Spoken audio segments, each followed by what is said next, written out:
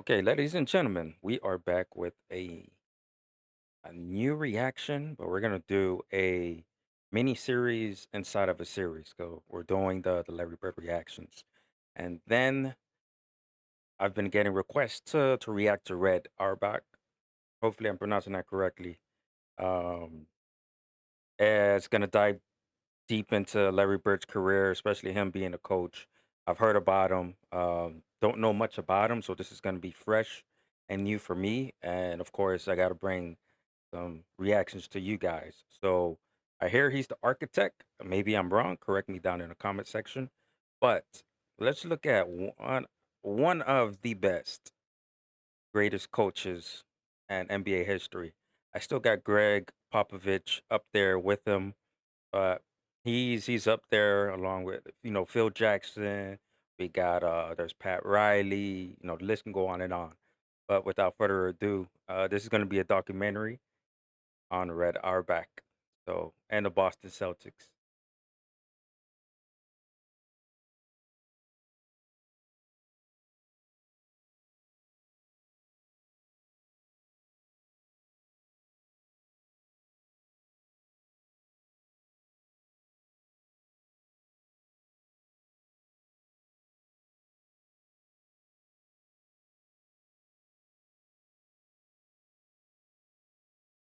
Patience, hard work, self-sacrifice. That's Larry Bird.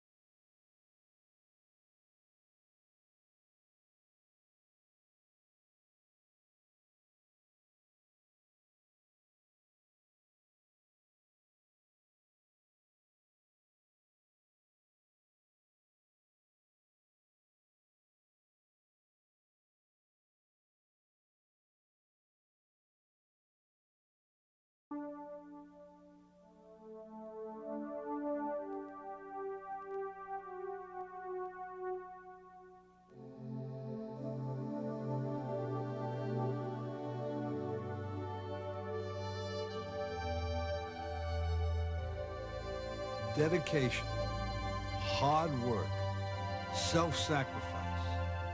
That's Larry Bird. Nobody, nobody does it better than Larry Bird.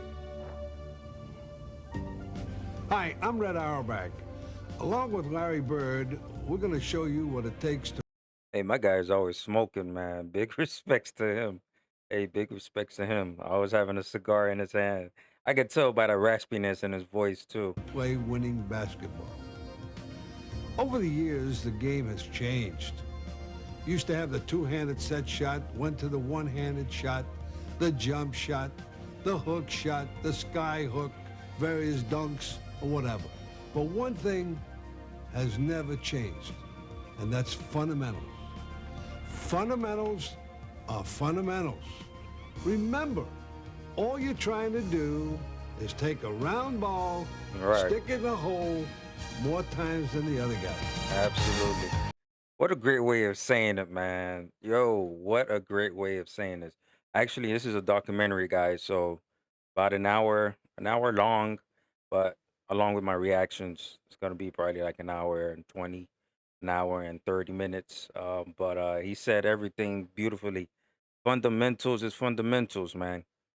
Breaking down everything about basketball from dribbling to rebounding to passing to the post to shooting, jump hooks, fadeaways. All, I love what he said at the end. I love what he said at the end. I want to rewind it just a tad bit. He said, "All you got to do is put the ball in the hoop more than the other guy." Beautifully said.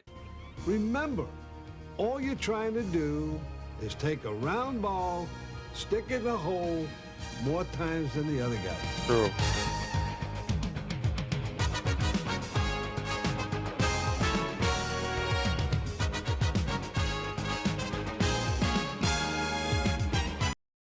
Hold on, I gotta check. Quality is 480p. Okay.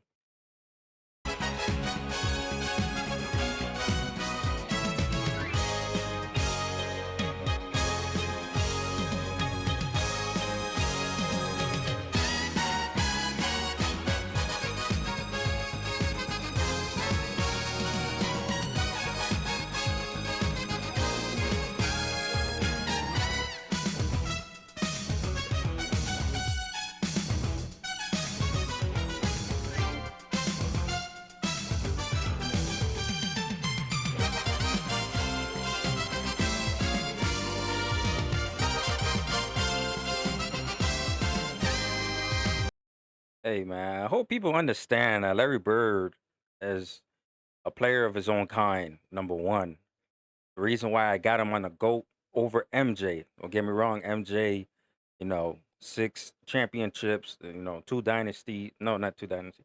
One dynasty, but two three-peats. The reason I'm putting Larry Bird over MJ, this is just my opinion, is I'm biased too as well. I love a basketball player that is all around.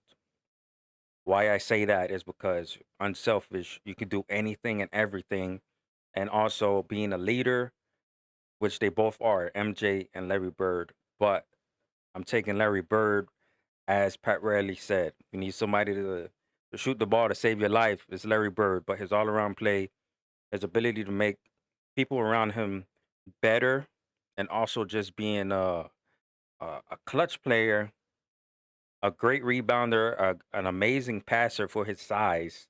I'm a 6'9", 6'10", and being able to shoot. If Larry Bird really wanted to, and you guys been saying it down in the comment section, that it's more about doing whatever it is to win. Like that 8-point game that he had against the Houston Rockets in 1981, that was very much a cement on what a great player is supposed to be. 8 points the entire game, but your impact on other aspects of on the court, especially making the teammates better. The teammates showed up big time. And you don't have to score like 25, 30, 40 points, constantly for your team to win, but you can affect the game in different areas, man. Fundamentals, as Red said in the beginning.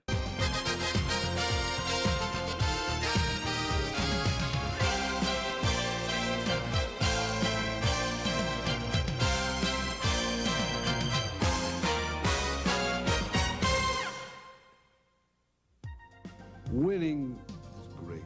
It's great to be a winner. Remember, if you True. sacrifice and you play hard and you win, you go all summer long with your chest out. I was a member of a winning team. That doesn't mean that if your team doesn't win a championship, that you can't be a winner. You can, but you've got to be willing to pay the price. You've got to work hard. When True. practice is over, you take some of these fellas, they just go home. But the great ones, they'll stand there and they'll shoot.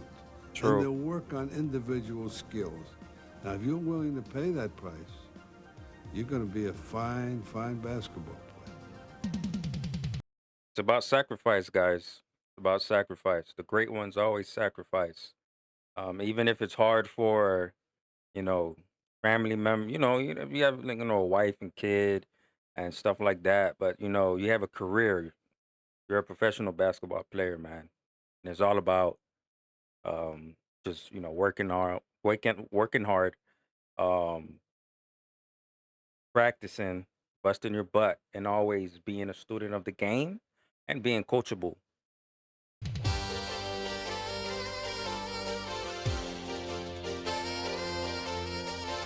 We're going to show you what it takes to become a good shooter. There's a lot of work that goes into that. And the most important thing in shooting, after you learn the techniques, which you'll see now, is not to practice from too far. See, because then you get into bad habits. A shot becomes a throw. When I was a young kid growing up, I can remember guys at a young age of about 4, 5, 6, 7th grade, something like that. Everybody wanted to make a half-court shot and stand out there all day doing that and never get nothing accomplished. And Right. three-point line's the same way. Kids want to become three-point shooters instead of the basic 15-foot or 10-foot shot.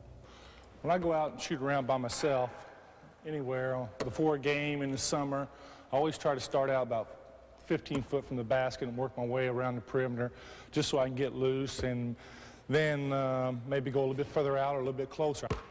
What I try to do, just come out and get good rotation on the ball, get the backspin, try to get a good release, and I always focus my eyes on the rim before I shoot the ball. I feel if you don't do that, it's like shooting at a moving target. Larry, hold it a minute. Hey, number one, Larry Bird has a great form. He has a great form. Now, I remember growing up, elementary school, um, learning to play basketball for the first time. There's this game that's called school where you got to start like under the basket, then you got to go over to in the painted area. There's these little dashes, and you got to keep shooting. Now you can't move. You're playing with like three or four, kids. You make it, you move on. If you miss, you gotta stay there until you make it in order to move to the next area. I remember that since elementary school. Um, Also, one thing that I've learned, especially with shooting, is when you're under the basket and you're under the rim, and all you gotta do is shoot the ball in a way where you're shooting under the hoop, right? And you're just practicing your follow through, you're practicing your release and everything.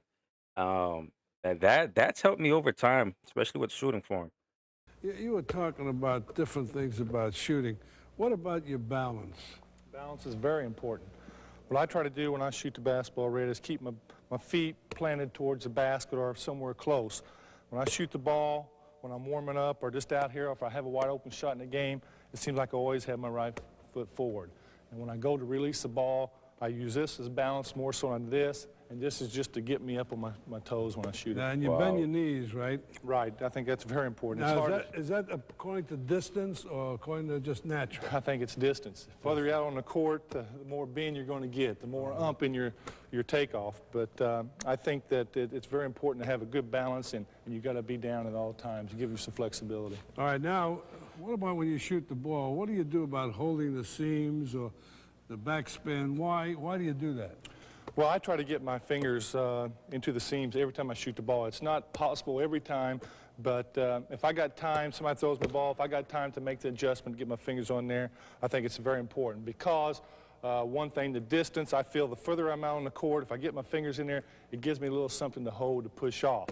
I also feel that I can get better rotation on the ball, which I think is True. very important because if you get good rotation on the ball, if it hits the rim, it's going to bounce around, give you that extra bounce maybe up there to fall in.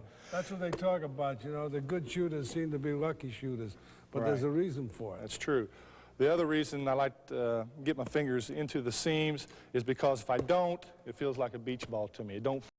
Absolutely. That's how I feel when I'm shooting the ball when I'm playing basketball. So what he's explaining makes absolute sense. If my hands is not in the seams while I'm shooting, I can feel like my shot is gonna be off. But majority of the time, I like my fingers to touch the seam of the basketball whenever I'm releasing the ball and following through. But I think this is gonna be a great video. This is just about like 5, maybe 7, 10 minutes of the video, and I thought this was gonna be a documentary, but this is more so, I'm guessing Red and Larry Bird just talking about each aspect of the game, what he does. Let's go. This is about to be good. Feel right. The ball does not feel very good in my hands at this position. Just Now, what do you do with your, for example, your head? my head is always, my eyes are always planted on that rim. You don't before I watch the shoot. ball. Never watch the ball. It's all feel. Nice. It's I always at think the rim. consistency is real important when shooting the ball. I tried to have the exact same motion each time I take my shot. As I bring the ball up, my elbow is in, my wrist is bent back, I push off with my middle two fingers, and I follow all the way through, extending my arm and wrist as if they were going right through the basket. Right, when Clean. you shoot the ball, how far back do you bring it? Well, I take it up to the side, Red, where I can see it out of the corner of my eye. The one thing that I've always learned, if I brought it back any further than that, it's more of a throw than a shot. So I take Okay, it up, there I you feel go. more comfortable if I just take the Wow. side of my head and just follow through. If you take it too far back, what happens? I don't have really no direction of the ball. I don't really know where it's going to go. It's more of a throw. Absolutely true. And he still Close made it. me, you know. He tried to demonstrate it, but he still made it, man. That's good. Don't mess with success. You don't have to be a picture shooter. No matter what you do, as long as it works, stick with it. Larry, when If it ain't broke, don't fix it. Absolutely correct, Red. you shoot the ball, you very seldom take a jump shot. Why? Well, the further I am from the basket, the less I want to jump because I think I have to have good balance in my feet. I have to be able to be planted and go up. I really don't get that much air time, but I do just get enough to get the ball up over the rim. But if I'm in the lane 13, 12, 10 foot and somebody's on me, I do have to jump a little bit higher. But I'd rather stay on the ground because I'm not a great leaper, but I think I can get away with it out on the court if I keep my feet planted and keep good balance. A lot of people think the bank board is just to hold the rim and net in place. But remember, the bank board can be one of your best friends. I feel that there's a variety Absolutely of places true. that you can place the ball off the backboard easy enough for the ball to drop in. As shown here, there's 4, 5, or 6 different spots that I can place the ball in the same area and it can still go in for 2. Every time you look at the backboard, remind yourself that the back of the rim is only 6 inches from the backboard. So all you have to do is touch the board. It's an added plus. It's a big plus. Use it wisely. Absolutely true.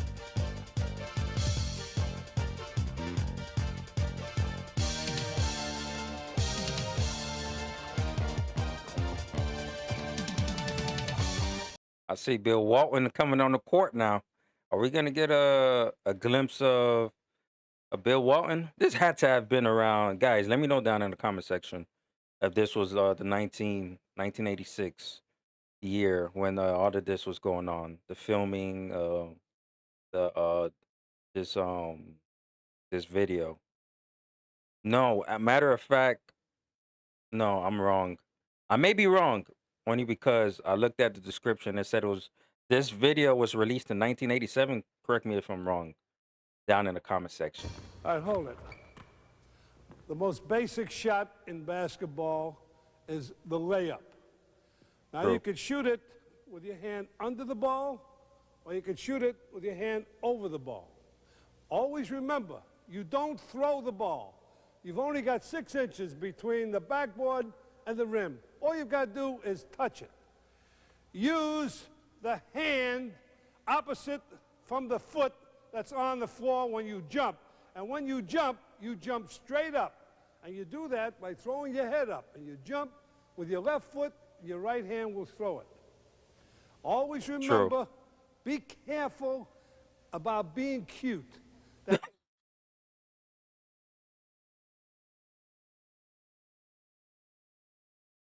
Be careful about being cute. I'm not gonna lie. He's absolutely right, man. There's these guys, they'll put some jelly on it, some extra oomph. But hey, as be careful. He said be careful about being cute. I'm gonna tell you what, man. Uh, I would love a coach like Red, man. especially being a basketball enthusiast. I would love a coach like Red. That's crazy. Is coming down and spinning the ball, coming down and throwing the ball, or coming down and using a finger roll. That's the worst thing you could do.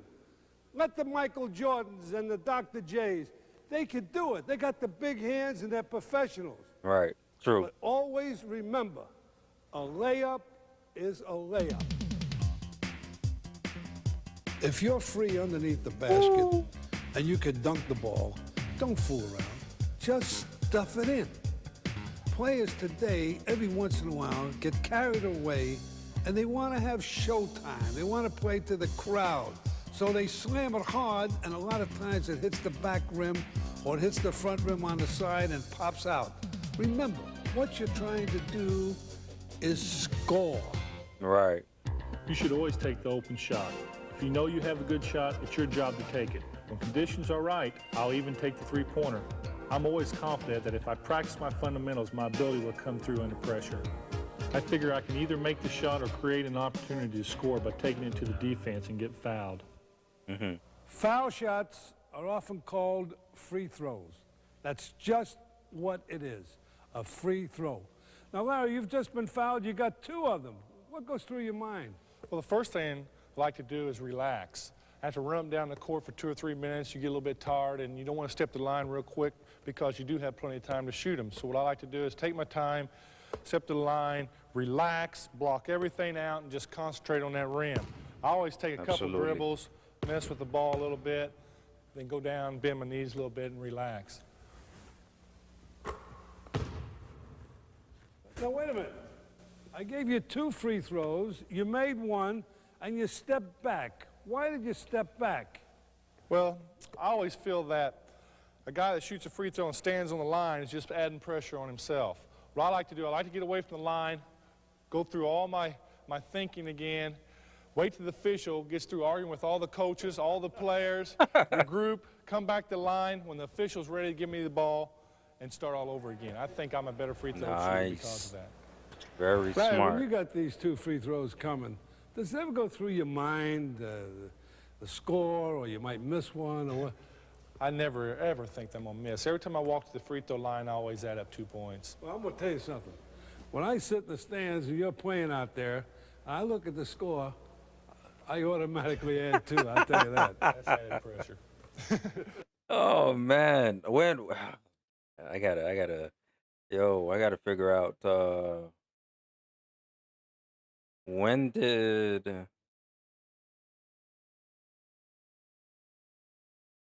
when did Red Auerbach coach the Boston Celtics? I'm trying to think right now. Was it during those peak years of Larry Bird? Man, this is a good video. This is a really good video, honestly. They're just they're breaking down everything. I've never seen this before, and this is just fresh into my mind. Number one, um, just seeing the a coach and a player has great like chemistry, like a great vibe. That's what I'm getting from Red and Larry Bird. To be honest, it looks like they have a great relation, like a coach player relationship. Great shooters are not always great scorers. The reason being, just because you could shoot doesn't mean you know how to use a screen. Doesn't mean you got that real great hustle. Facts. It doesn't mean that you know how to fake and feint and get open for your shots. But a great scorer usually has both. Let's watch it.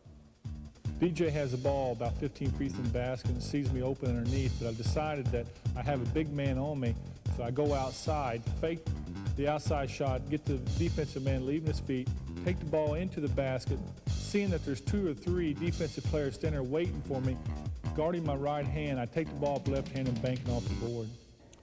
Ball fakes are a very important part of the game. I like to use them to release defensive pressure and make them stay back off of me, or make them either get up close to me so I can make a quicker move going left or right. Some of them I like to fake right and go left, or I like to fake left and go right.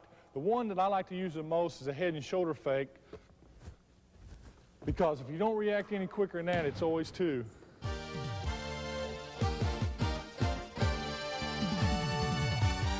Here Dennis Johnson is giving him room. To get him off balance, I have to fake right to get him leaning that way so I can go left. I take one dribble to the basket and go in left-handed for 2 points. Here the defense isn't too tight, so I try to make him think with an up fake, and then I give him a hesitation move to freeze his motion, and then I take it strong in the hoop, driving past him with a running left-handed hook. Sometimes ball fakes is not enough to get the open shot. That's why you need your teammates to set a good screen for you or a good pick. To me, a pick and a screen. You know how absolutely amazing it is to have a center like Bill Walton?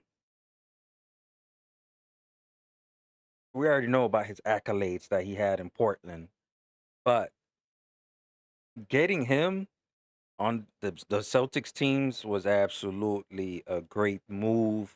I know the injuries that he's had and stuff, the rehabilitation, but bro, it's like you don't need a player to do too much, but just to do the right things, right?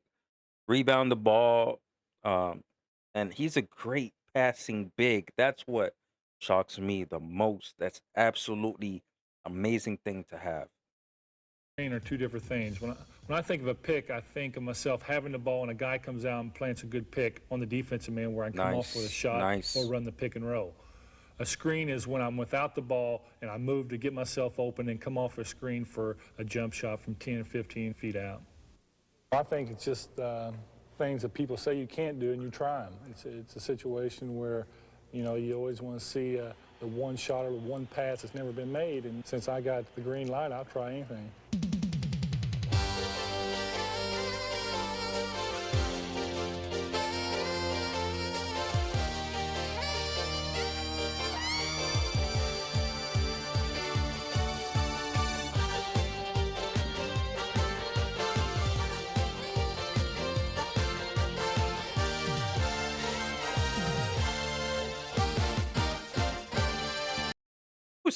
Who says Larry Bird is not a top scorer?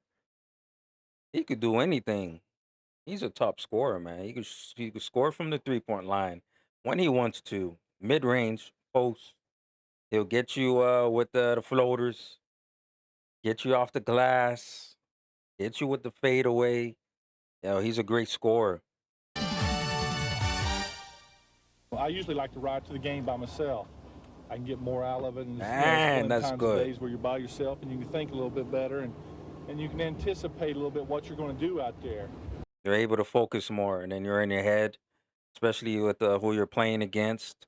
Um, this is good. This is good. I'm seeing different aspects of Larry Bird. Now, him being able to drive over to the game by himself and his head, he's calm, he's able to. That is good. You know, just like tonight, I know who's going to guard me. I know I can come off the picks and get a little bit better shots. And I really don't worry about it.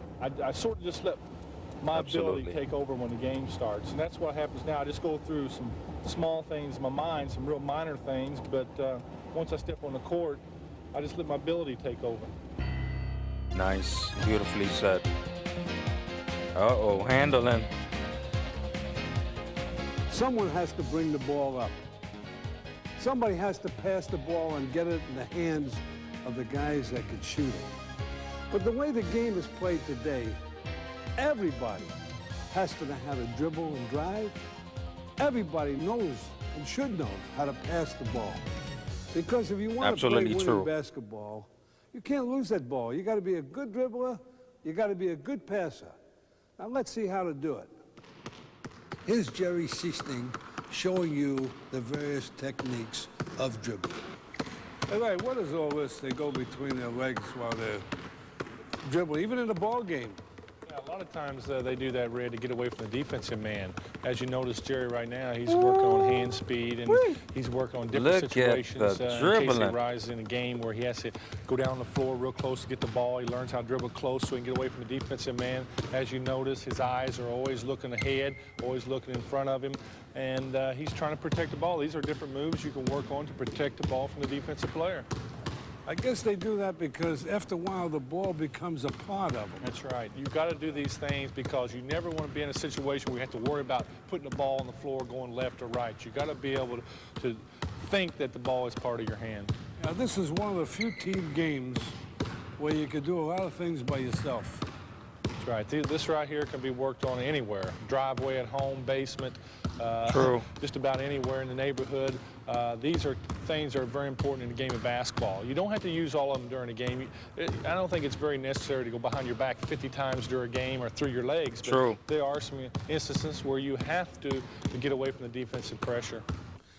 When you dribble, you must always be aware that the floor is smooth, the ball is round, that it's going to come back up to you, so you don't have to watch it.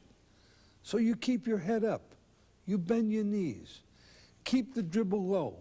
Use your other hand to protect the ball. Remember, the ball is controlled by the fingertips, so that the hands must remain soft and you feel the ball as you dribble. When you're starting to drive towards the basket, the first step makes all the difference. Watch Jerry Sichting fake, and as he moves to go around Sam Vincent, he steps as far as he can to put the ball past Vincent. So he's already beaten him with just the first move. When a player is coming up the court, he needs a lot of skills to get by the defense. Here, Jerry Sichting uses the crossover dribble. He knows when he's going to use this while the defense does not. Therefore, the man who is dribbling has the advantage. Now, remember also that he does this without breaking speed or rhythm. When a man overplays him on one side, he just puts it behind his back without breaking rhythm and keeps the dribbling. Well, here's Jerry coming at Sam, and he's going to execute a spin move. Now, you must be careful when you make that move because your back is towards four other defensive players, one of whom could switch and cause you trouble while your back is to all those defensive players. All right, let's watch Sam bring the ball up. You notice he went behind his back without breaking stride, just as Jerry did, but he stopped for that jump shot.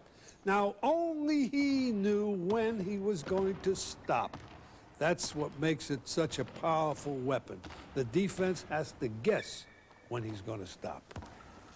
Great penetrating guards like Isaiah Thomas, Magic Johnson, or many years ago, the great Bob Cousy. They know that when they penetrate into the paint area, they can either take it to the hoop, or if they draw a man over to them, that is their double team, they could dish it off. But they'll always find a way to take the shot or hit the open man. Nobody can run as fast as the ball can travel through a pass. Therefore, the best way to beat the defense is to pass. That's a bar right there. Nobody could run as fast as the ball being passed. Damn. That is a great, great bar right there. Nobody can run as fast as the ball being passed. Good. Very good. Pass the ball. And you don't have to be fancy to be effective. Remember, no pass is a good pass unless somebody catches it. And the most basic pass is the chest pass. When throwing a two-handed chest pass, remember, always step towards your target. When throwing the basketball, when you release it, make sure your thumb's always pointed down and the ball has a little bit of backspin on it. The bounce pass is executed like a chest pass, except the ball bounces about 2/3 of the way towards the receiver, so it bounces up.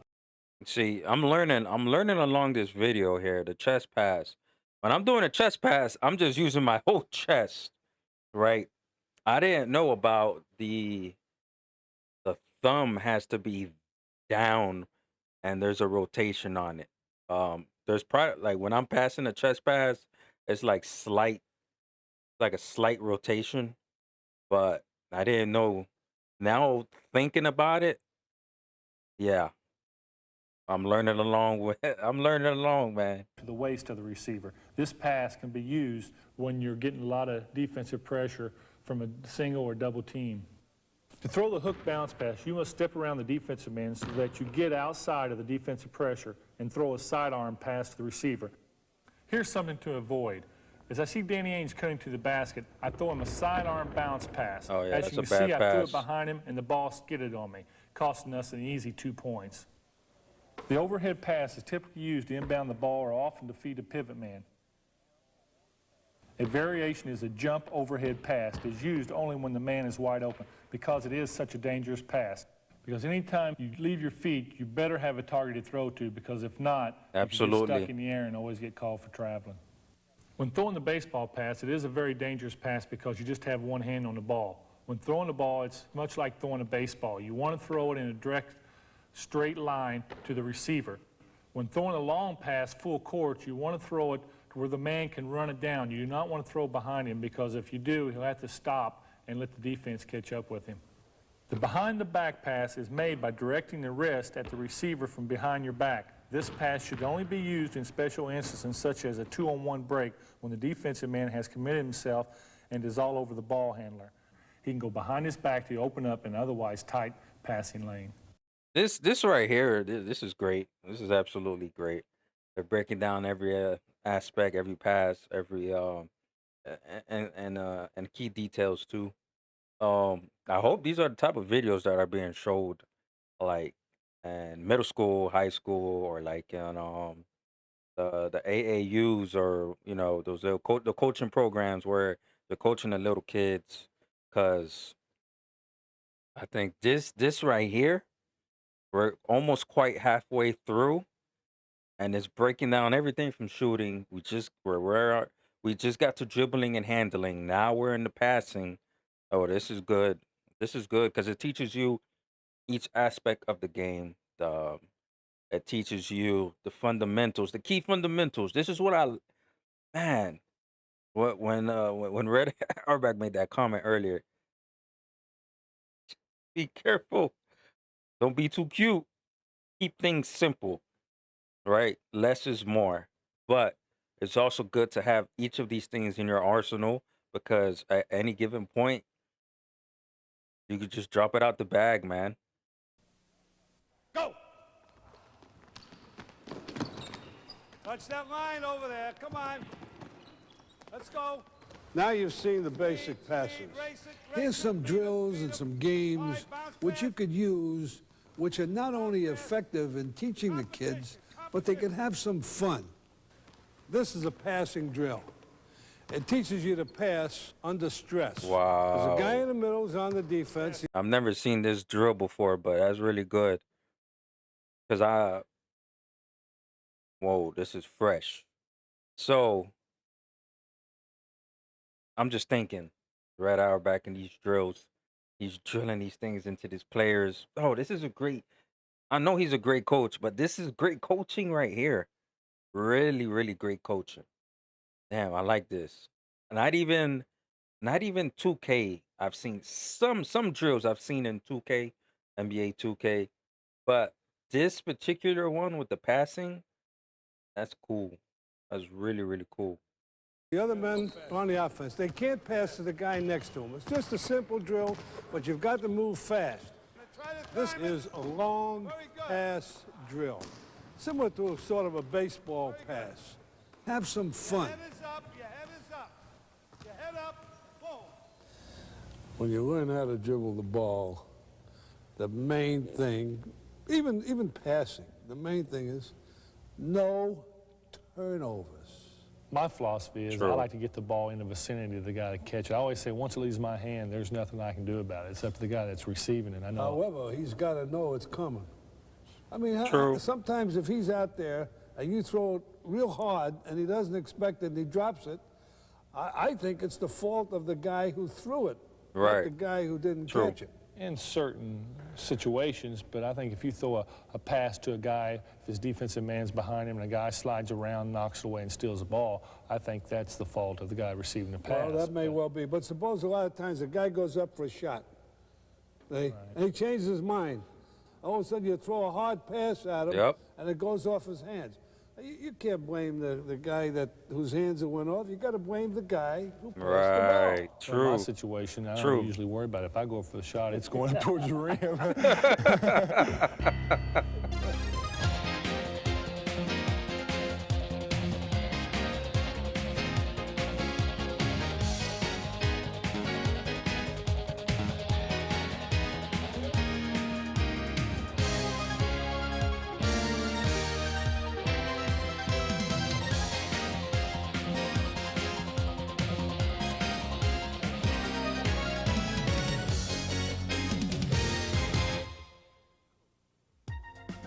As a coach, fellas come out for the team. What do I look for?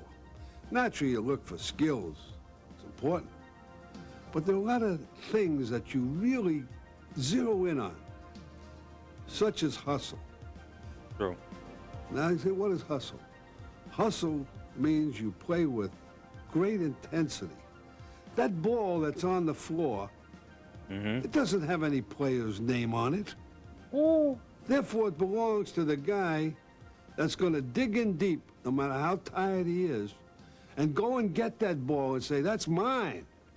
And he's going to get it. That's why hustle always impresses a coach. Determination. True. That real, dedicated, sincere look that you're going to give everything you got within you while you're playing out there. Absolutely true. Guys, I remember I've been saying it when I'm seeing the highlights of Larry Bird and his hustle. He's never giving up on the play. He's never given up on the play. It's either you have it in you or it could be taught. It can be taught as well, but it's either you have it or you don't. Like there's certain players that will give up, on the ball. Like, it's a loose ball. They're not gonna die for it. They're not gonna do the extra effort to get like an extra possession, things like that. So absolutely what Red is saying is absolutely true.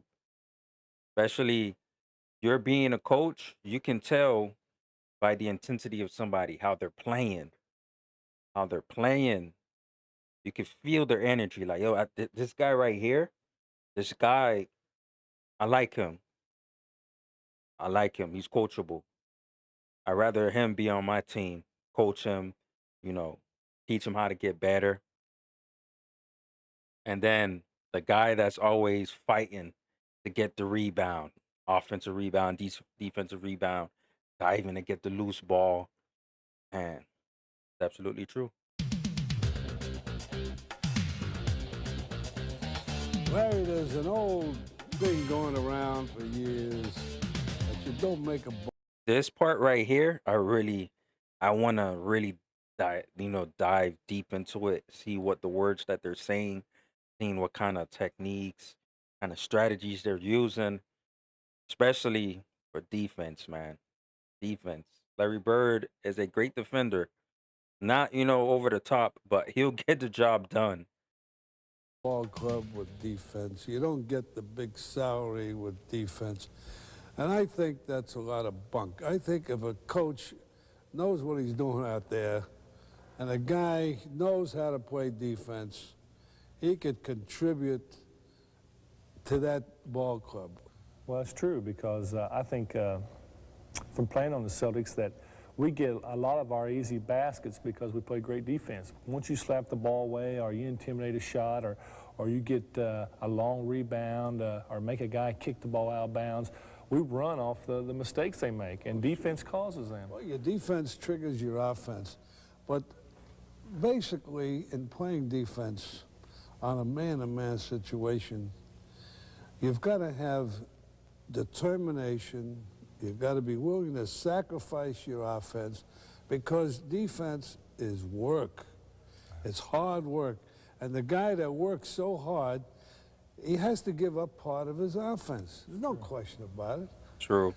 But The guys that go out there and just talk about the defense, like from a standpoint of a full court press or a man-to-man defense or a two-man trap or all those crazy defenses, what is it? Work. That's true. You can play any defense and win. You know, the points you made about guys sacrificing their offense for the defensive end, we got prime examples on our team. Dennis Johnson is a great defensive player. He's a ball hawk. He gets all over the ball, and he anticipates a lot of offensive moves, enabling him to make a good defensive play. He's able to force key mistakes by the other team because he has good basic defensive maneuvers. Here, Dennis Johnson, guarding Danny Ainge, is going to show us how to play good individual defense. Nice. Basic defense. There are 3 to 4 very important parts you need to know. First is your arm's distance away from your man. Second is your stance, with your shoulders in line with your knees, everything in line with your feet, and you're in a crouch position. The third, the most important, you need to know your man's strength. If he's better going right, you like to push him left. And as he goes that way, you slide your feet or shuffle your feet to try and catch up to turn him back the other way. And as he gets closer into the bucket, you want to body up a little closer to make it harder for him to get the 2 Absolutely. points. All right, hold a minute. Hold a minute. Dennis, I was watching you, and I was watching your feet in particular. Do you advocate guarding a man with your feet parallel, or would you like the balance where you have 1 foot forward? Never straight up. I think always your feet, whether you're shading him left to the right, should be always forward, either this way or this way, to control the offensive player. You notice how his back is straight and his head is up, how he's concentrating on Danny. Now that's very important. Also, we like to have 1 foot forward so you get the good balance and you can move easier laterally. Playing basic defense involves staying in the right position. It's very important that you learn to watch your man, study him, and then be able to tell from his position what type of movement he's going to attempt. DJ will show us how it's done. As he jabs to my right, you take a step back. And to the left, my left, you take a step back. As he pulls the ball back up for a shot, you take 1 step forward with your body in front of him. When he puts the ball down, you know he cannot shoot the ball, so you're back into your defensive position. There you go. Sometimes you're not going to be in the position to play the man with the ball. More than likely, you're going to be in what we call a helping defense. That's with the ball at the top of the key, you guarding your man out at the opposite side of the key, and what you would like to do is be somewhere near the middle or check up, and if your man breaks towards the bucket, you would like to take 1 slide back, pivot around, and deflect the ball down. Everybody wants to steal the ball, but it can be dangerous to try because more often than not, the offensive man will go by you and get free, or you might even be called for a foul. Here, DJ describes the right way to go for a steal. As I'm playing my regular defense right here, at no time at all I'm ever thinking about stealing the ball. I'm trying to lead the man into a point of help or the best position I possibly can until that man crosses the ball across his body, and if that happens, I reach out, I flick my wrist without making contact and steal the ball. As a defensive player, you have to learn to react to picks and screens, and this involves communication and the basic defensive switch, because the offensive man sets the screen and the back man on the defense calls the switch because he can see the play develop. Notice that DJ drops off Larry to help out in the middle, but that he stays within reach of the passing lane. Right. As I said, I think that the back man should call the switch because he could see the play, but Larry disagrees. I think it should be the man get. Larry disagree. You know the funny thing is, I like the disagreements between the two of them. The the first disagreement was that when Larry's passing the ball, and then he's saying that it's up to the person that's receiving the ball. Now, if the person that's receiving the ball mess up, then that's their fault. But Red was like, hey, the person that's passing the ball is at fault too, so they got to make sure to get the ball in the right spot. Now with this right, the second disagreement, I like it. It's really good. You get me? It's not no argument. It's a disagreement, man. Agree to disagree. Team pick because only he can tell if he can fight around the screen, which should be his first priority because it avoids a lot of mismatches. Well, I'll tell you, as long as you're talking and you have good communication, I'll agree. Maybe both systems could work. On the Celtics, we gear everything towards the middle to Kevin McHale and Robert Parrish, who are great shot blockers. It takes up for a lot of slack on my part because I'm not a great individual defensive player. I'm a team defensive player. Yeah. And There you go. I think you can Beautifully said. Team. He's better as a team defensive player versus being a individual one-on-one man-on-man. Greatly said, and it's true because based on the highlights, you can tell that when it comes to somebody else that has the ball and their teammate is guarding them, Larry Bird will be at the right place at the right time to steal the ball, to block it, or to cause a turnover. work them together. And when DJ's man beats him, I'm there to help him. When my man beats me, Kevin's there to help me. And it's not always all individual. You know, you can work around the team aspect of it. Hey, today when scouts go out, they come back with a lot of X's and O's and the drawings all around there. This play, that play. To me, that's a lot of bunk. If you are concentrating and talking to each other and seeing what's going on, you could stop any play that way. You don't have to memorize the play because they could double cross you. That's true. And have a reverse. That's right. Once you're geared to going one way all the time, all of a sudden they put that extra little back. Guys, I got a question. I've been looking at Larry Bird's finger right here. Is this the finger that he broke um during playing baseball? He got it taped up here. Let me know down in the comment section. Door player, something in there, it's going to mess you up. But speaking or talking on defense is a very important part. Robert Parrish is the best I ever played with. He's always talking on the defensive end. He never says nothing on the offensive end, but he's always talking on the defensive end to help you out. And I think it's very Nice. Larry, Nice. there's an old saying, when you're tired out there, but you're so good that the guy's got to be out there, you never rest on defense. If you're tired, you rest on the offense. True. That shows you how important defense really is. Yes, it is. But Hey, defense wins championships for a reason. You got to be able to stop the other team. Now, if you're lackadaisical on defense, you're going to cause the other team to score. And the man that you're guarding could get open. So, absolutely true. Williams is down low post. Kevin knows he's got all kinds of help to the middle. Buck gets the ball, looks. Jerry Sistine comes down to double team. He throws it back out to the top of the key. As the ball is thrown back into Buck Williams, I anticipate the pass. There's that team. There's that team defense right there, guys. Look up court, see DJ open, throw the baseball pass for an easy layup.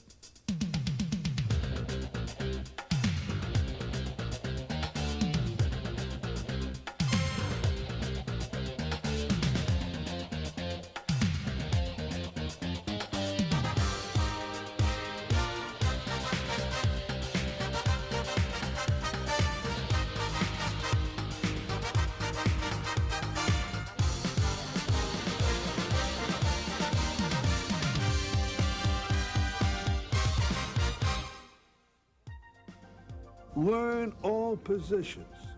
Learn to be a point guard. Learn to be an off guard. Learn to play from the corner position. And there are times when you might go into pivot anyway, no matter what your size is, if the guy guarding you is smaller. So you got to learn some pivot play. For example, you got a lot of professionals today that are playing forward, that all of them were centers in college. You have a lot of players playing guard. You know what? I'm sorry I cut him off in the middle. He's absolutely correct. It's the same thing. Learn all the fundamentals in basketball. Don't be one-dimensional. Now, if you're one-dimensional, I mean, it is what it is. If you're a three-point specialist and you're a great shooter from there, okay.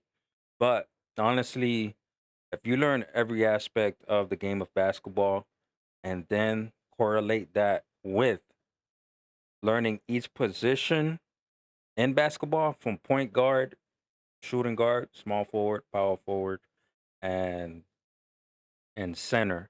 He said it. There's certain players that they played center in college, but in the NBA, what it requires for the team, you have to play power forward, you know? So it's best to learn each position. Absolutely true.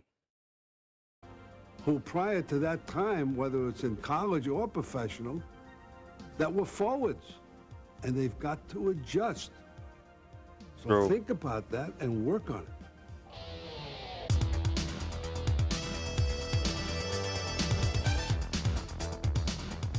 Let's talk about pivot play.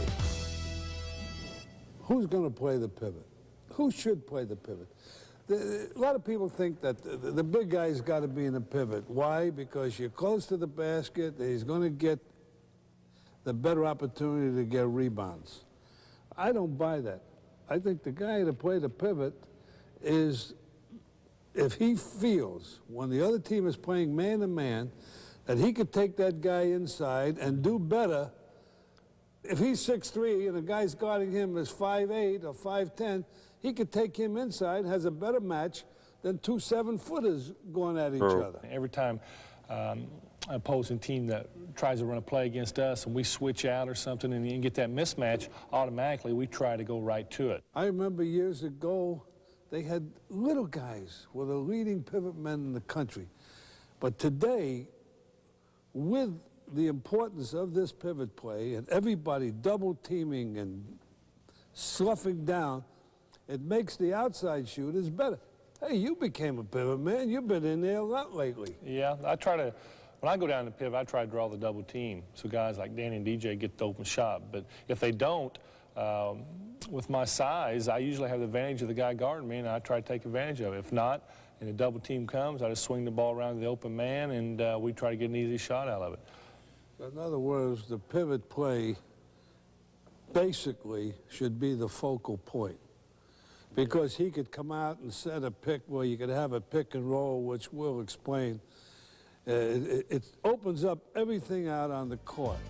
Kevin McHale's a great post player. Oh, he's got every move. I love Kevin McHale's post game. His footwork is clean. Love it. If not, let me see. Who has the best footwork as far as in pivot play? I'm gonna assume pivot play means the post game. Correct me if I'm wrong down in the comment section. But Kevin McHale, great footwork in the post. Hakeem Olajuwon. Who else? Who else?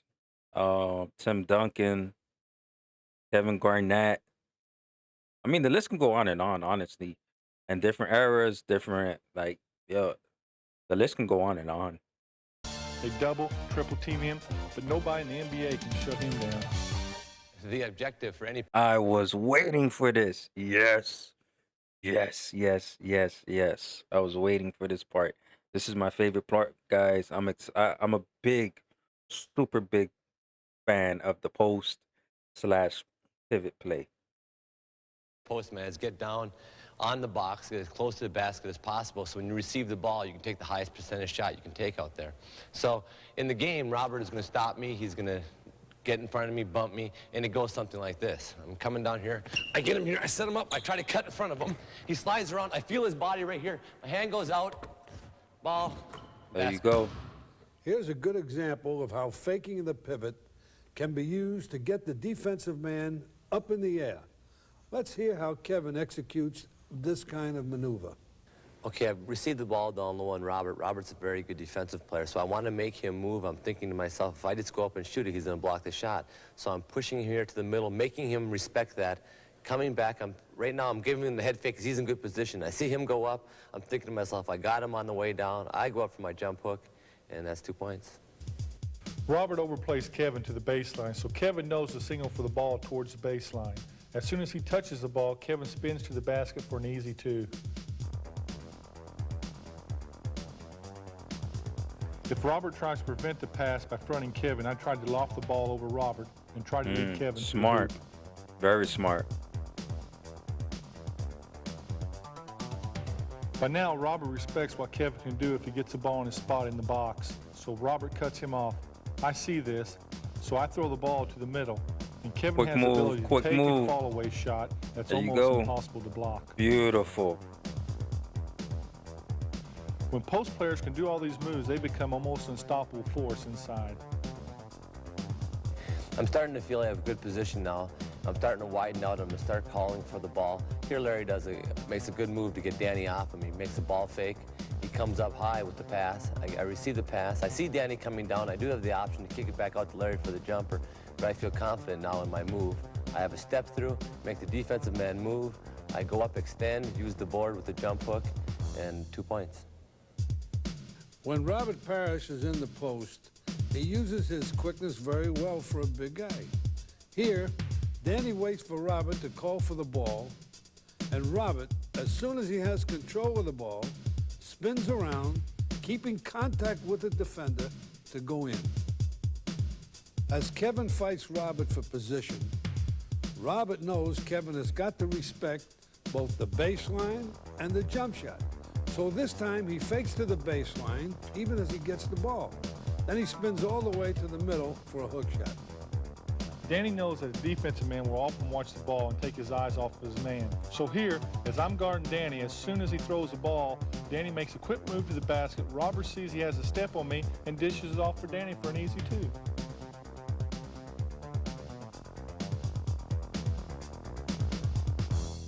It's all about patience. Position, but he draws a double team. He quickly looks back out to see if I'm in good position to take the open shot, and he gets the ball right back out to me. Here, Kevin, after getting his position against Robert, gets the ball down low, but he sees that I have height advantage over my man, so Kevin dribbles out, clearing room for me to establish a post position. Kevin sees Danny overplaying me, so he leads me to the baseline for a quick spin to the basket.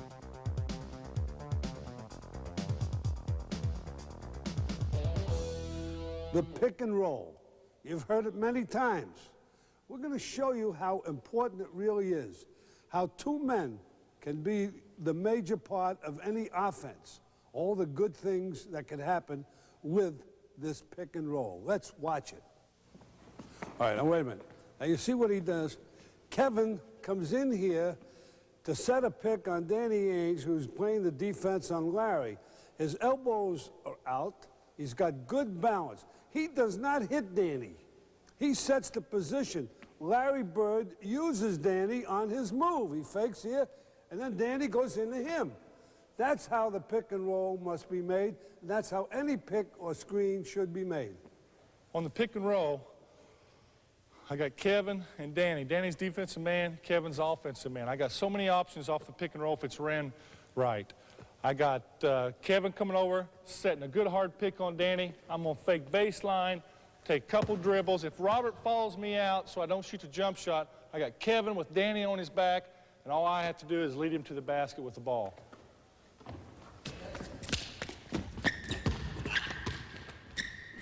The other options that I have, if Kevin comes over to set a hard pick on Danny, Danny fights over the pick, I come off, Kevin fights his way down to the post. I got a little bounce pass to him to try to lead him to the basket.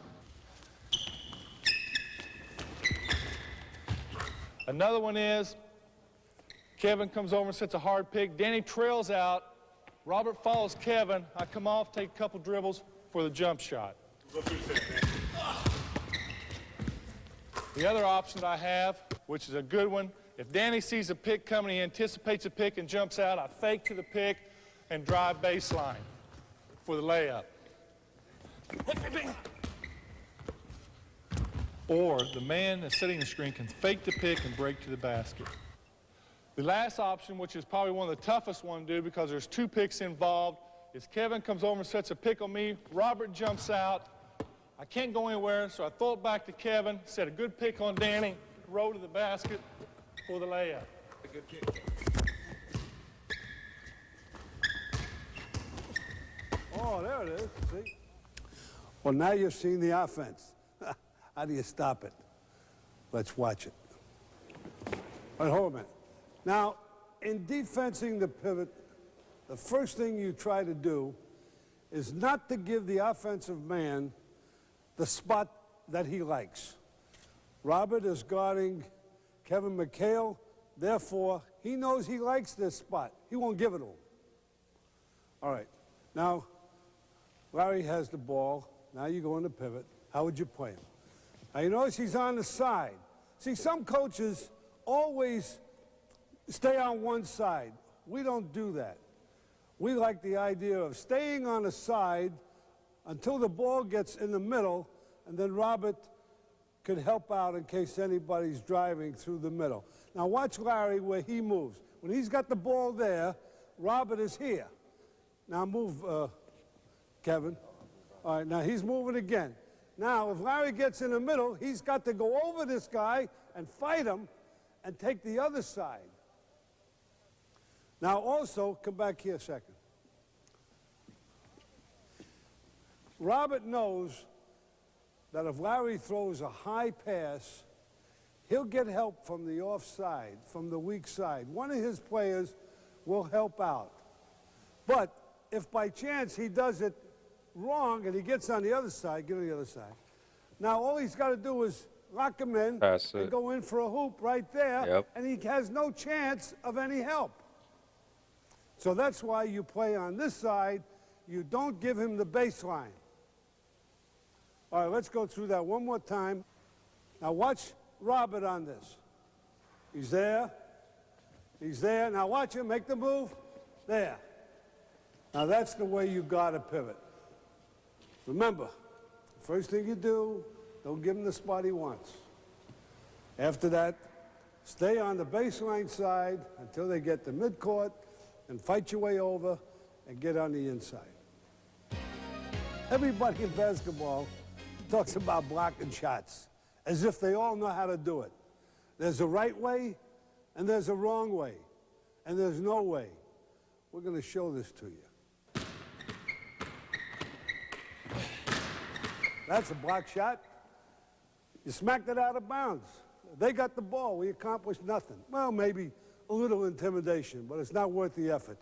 Let's do it right. Let's block the shot where we either keep it in play or we get the ball. All right, go ahead, Danny. Come on. That's the way. Perfect. Beautiful. Now let's hear what's going on. I like how you beautiful. So, man, this is good. I can tell he's a really amazing coach, man. I haven't seen his highlights, everything, the statistics and everything, but all I know is I've heard of Red, and I've heard of his success, and he's coached really great players. What he just explained, I like that. The first block, Kevin McHale blocked it, and then it went out of bounds. Accomplished nothing. Of course, guess what? The opposing team still has possession of the ball, but blocking it to keep it in play, to give yourself a chance to fight for the ball and get the rebound, and man, that's good. All of these fat. I hope this video is being showed fundamentally to kids to know, like, hey man, this is how you play the game of basketball. Break it down, shooting to passing to defense to post game. Wow, this is really good. Through Kevin's mind as he makes the defensive play and gets the block. Okay, Danny needs to make a good move here and go by Larry. And now I'm thinking to myself, I don't want to give this guy the option to pass or shoot. I want to make him shoot. I want to take Robert out of the play. So I'm down. I'm ready to make the defensive play. I see him coming in. I wait. I go up, try to deflect it softly to Larry, and that right there can start a fast break. The important thing in making the block is not to leave your feet until the offensive man goes up for the shot. You have to stay on the ground and only go up when the man with the ball does. When you make the block, that takes discipline. Being able to time it in which the player is going to go up for the shot and you time it to go for the block, man. It takes patience, discipline, and timing. Always try to control it. Hit it softly. Try to hit it to one of your teammates. Let's talk about block shots. I know you're a very good intimidator and very Bill Walton. Bill Walton. Let's go. good at blocking the shots. And one thing that I've always seen in your ability to block shots, yours and Kevin's and Robert's, is when you go up to block a shot, you don't swat it out of bounds. You keep it in play and you try to tip it to one of your offensive guys. In basketball, you want to play rough, you want to play aggressive with all of your body, except your hands when you're around the ball. When you're around the ball, your hands have got to be real soft and just be touching and controlling the ball. Believe me, it's fun to block shots, and I really like doing it. But as a player, when you're playing a really high-level game, you don't really think about actually blocking the shot. As a defensive player, I think much more about just forcing the guy to take a bad shot. Again, another really important aspect of the block shot is your confidence in your teammates, that you can go and block the shot and know they're going to cover behind you. And on the good teams like the Celtics, they do step in and cover behind you. And there's no way that a guy can be an effective shot blocker unless he's got a great defensive rebounder behind him, because, again, most of the shots you're not going to block. What made Bill Russell Absolutely the best shot true. blocker was his ability to time the shot. He'd watch the offensive man until he went into his move, and then Bill would perfectly time his action to deflect the ball so either his teammates or he himself would come down with the ball.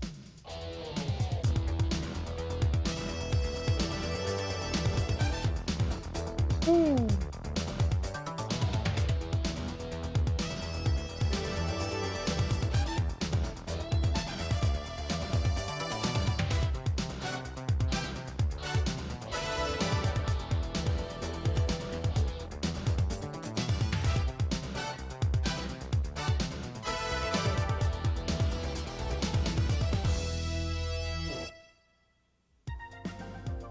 To be a champion, you've got to feel like a champion. And you got to make people look at you like you're a champion. Now, this may involve a dress code. You know, wear a shirt and tie and have a little class. I think it's very, very important. You could say, well, what does it actually do as far as putting the ball in the hole? I don't know. But it's just something that lifts everybody up, and I think it has a lot of value.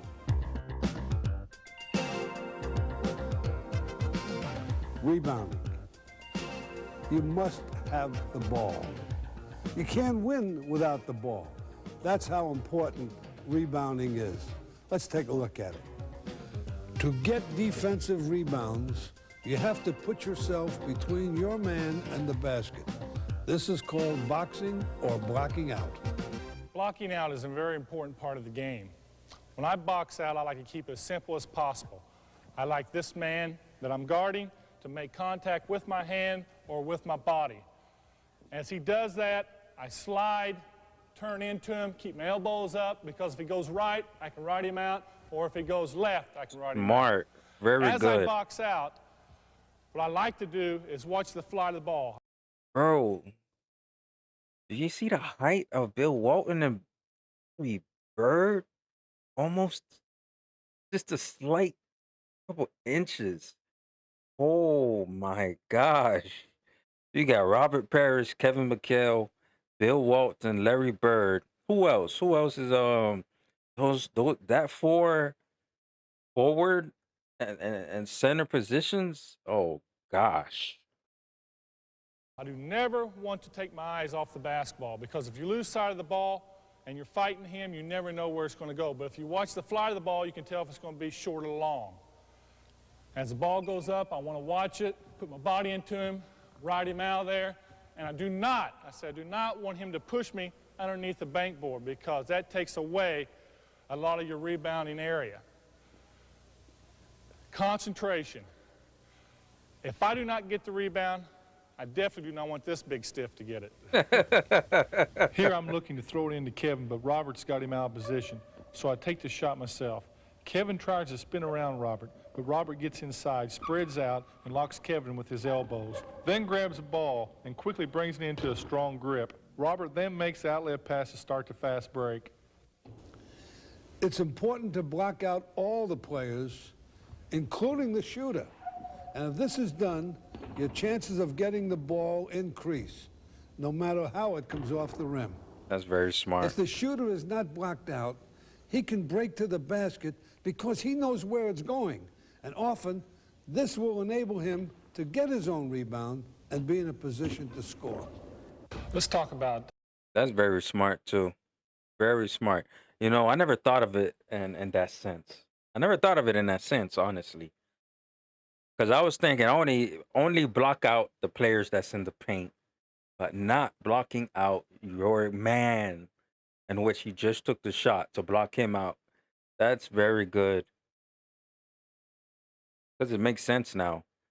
If you don't block out your man, it's a possibility he could get that offensive rebound. And we've actually seen that when Larry Bird took that shot in Game 1 of 1981 against the Houston Rockets. He shot it, and he probably knew instantly that he was gonna miss the shot. He went to get his rebound and put the ball in the basket. That's good. Defensive rebounding in the outlet passes. I know you're very good at that. You go up and try to get two hands on the basketball every time and make a turn away from the defensive pressure and make that quick outlet to get the fast break started. Before I get the rebound, I take a glance at everybody on the court.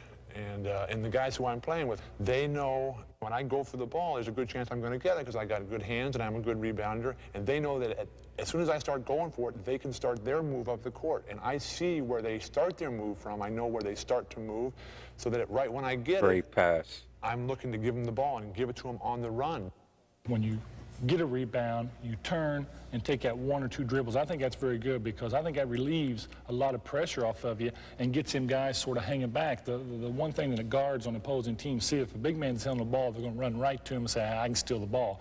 If you take that one initial or two dribbles and they start coming back, somebody's got to be open, and you're very good at getting the ball to the outlet, and that's how we start our breaks.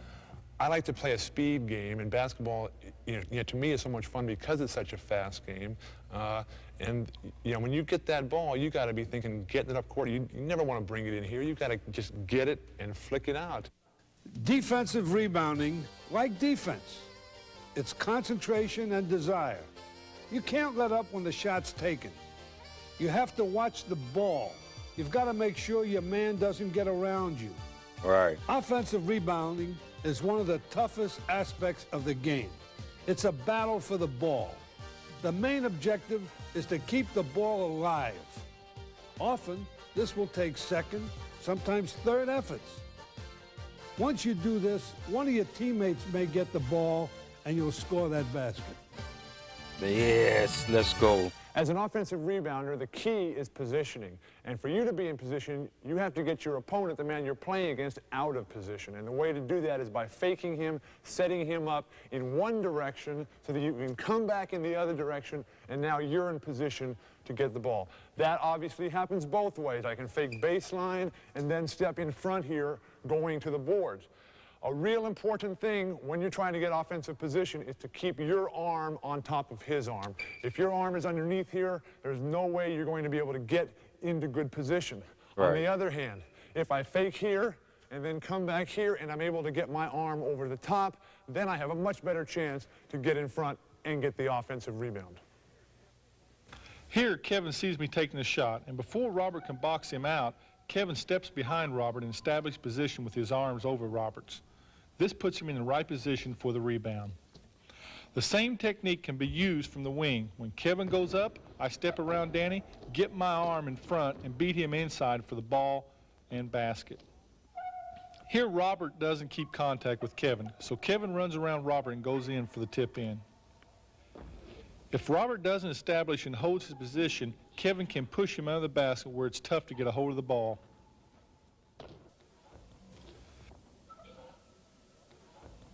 Positioning is key. Here, Robert boxes out Kevin, but Danny watches a shot going up, giving me the opportunity to follow my shot and get the easy basket. Here, DJ. You got to box out your man. takes the open outside shot. I'm on the weak side, anticipating the ball coming to my area. The defensive man is forcing me to go underneath the basket. I never lose sight of the ball. Once I'm underneath the basket, I keep my eyes and my body in position to make the tip. As I've said before, rebounding is so important because you can't win without the ball. Right. Don't take rebounding lightly. Next to shooting, rebounding is the most important fundamental of the game.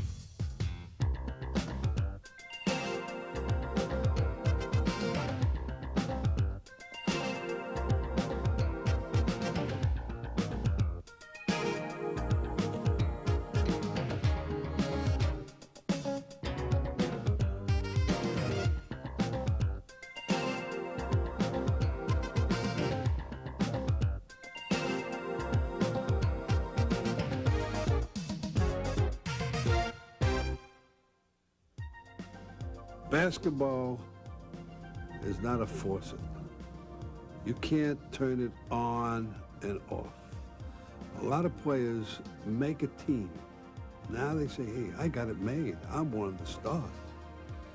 They go to practice. He goes through the motions. He gives you what is called false hustle. And then comes game time, and these things are kind of ingrained in you. And before you know it, they're starting to give a little false hustle and so forth. So the thing to remember is you play as you practice. You've got to practice hard if you want to play hard.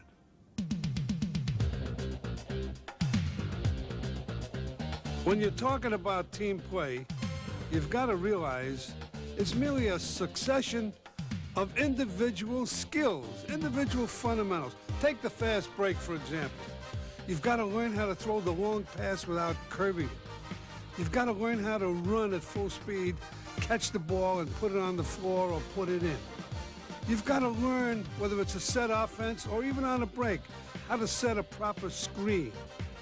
You've got to learn how to dribble the ball effectively, like when you're going to the basket and you might dish it off. You've got to learn how to take the shot, that is, receive the ball in position to get that quick release. All those individual fundamental skills is what makes a team play.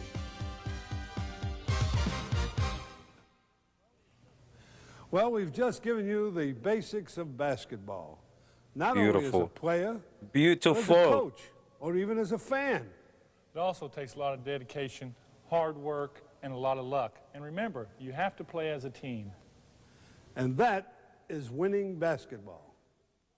I can remember, it's not how you play the game, it's whether you win or lose. That's my motto. And, you know, you can go out there and struggle and not play very well, but just as long as you win. And I know a lot of coaches and say that it's not important to win. But in my situation, it's my life. I got to win. Bro, this was a great, oh man, what a great way to understand the basics of basketball. I love how they incorporated every single person's strength into this video, had them explain how they do their work: rebounding, defense, passing, shooting, and what better way to have it with the Boston Celtics and also Red. Hey, this was a great video. A great video on the fundamentals of basketball. I hope this video is being shown to people that are in middle school, high school, even college too. Especially showing the videos to the younger generation how to play basketball, because it's easy to watch on YouTube highlights of certain players and be like, okay, I want to model my game after this player, after that player. You know. But honestly, this was really good. It taught every aspect of basketball. Every player had, you know, their own fundamentals. They explained everything. And no, this was really good. This is a 10 out of 10, honestly. 10 out of 10. And there's some things I did not know that I did that I learned from this video. But also, man, awesome. Hey, hope you guys enjoyed the reaction, and catch you guys on the next one. And stay tuned for some more mini series within a series. So we're still with the Larry Bird series reactions, but we're gonna do a little mini series within that, and we're gonna react to Red Auerbach, the head coach. All right, peace. See ya.